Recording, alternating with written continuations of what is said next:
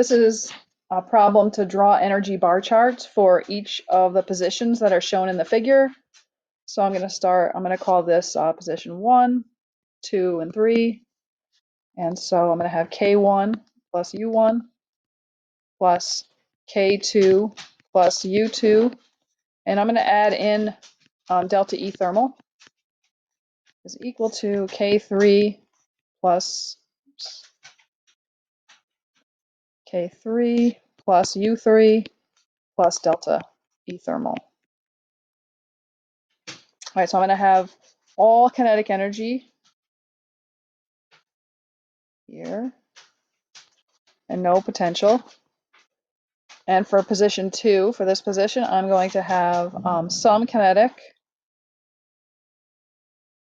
and I'm going to have some delta E thermal, and these will add up to, so these two will add up to this one. And now the last one, I'm going to have it stopped. So I'm going to have no kinetic, no potential, and I'm going to have all delta E thermal. So this one is going to match the addition of these two, and then these two are going to match this one. So they should match to give me the total amount.